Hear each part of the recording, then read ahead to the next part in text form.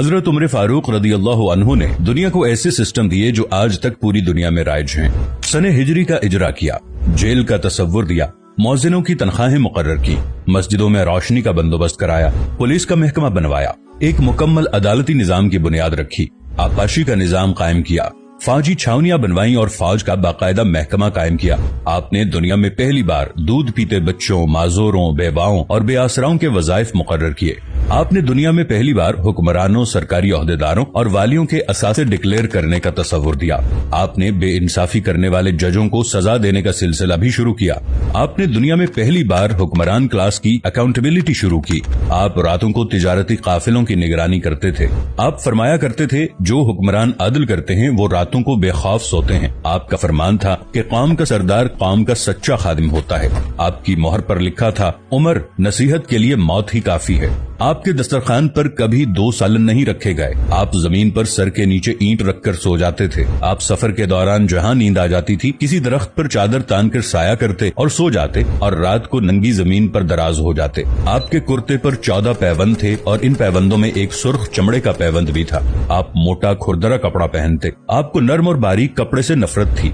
आप किसी को जब सरकारी ओहदे पर फाइज करते तो उसके असासों का तखमीना लगवाकर अपने पास रख लेते और अगर किसी सरकारी ओहदे के दौरान उसके असासों में इजाफा हो जाता तो आप उसका एहतसाब करते। आप जब किसी को गवर्नर बनाते तो उसे नसीहत फरमाते, कभी तुर्की घोड़े पर न बैठना, बारीक कपड़े न पहनना, छना हुआ आटा न खाना, दरबान न रखना और किसी फरियादी पर दरवाजा बंद न करना। आप फरमाते थे, जालिम को मुआफ कर देना मजलूमों पर जुल्म है। आपका ये फिक्रा आज इंसानी हुकूक के चार्टर की हैसियत रखता है कि माएं बच्चों को आजाद पैदा करती हैं, हमने उन्हें कब से गुलाम बना लिया।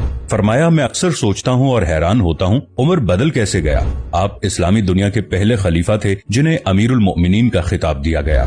दुनिया के तमाम मज़ाहिब की कोई न कोई खुसूसियत है। इस्लाम की सबसे बड़ी खुसूसियत अदल है और हजरत उमर फारूक रज़ी अल्लाहु अन्हु वो शख्सियत हैं जो इस खुसूसियत पर पूरा उतरते हैं। आपके अदल की वजह से अदल दुनिया में अदल फारूकी हो गया। आप शहादत के वक्त मकरूज थे, चुनाचे आपकी वसीयत के मुताबिक आपका वाहिद मकान बेचकर आपका कर्ज अदा कर दिया गया और आप दुनिया के वाहिद हुक्मरान थे जो फरमाया करते थे, मेरे दौर में अगर फुरात के किनारे कोई कुत्ता भी भूख से मर गया तो उसकी सजा उमर को भुगतना होगी।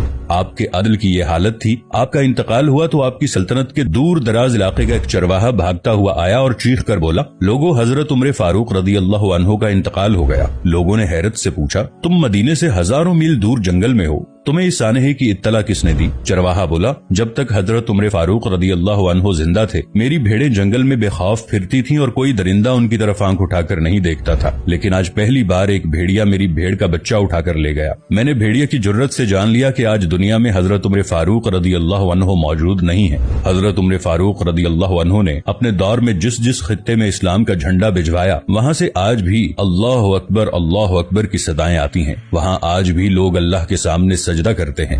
दुनिया में अलेक्जेंडर का नाम सिर्फ किताबों में सिमट कर रह गया है, जबकि हजरत उमर फारूक रदी अल्लाह अन्हु के बनाए निजाम दुनिया के 245 ममालिक में आज भी किसी न किसी शक्ल में मौजूद हैं।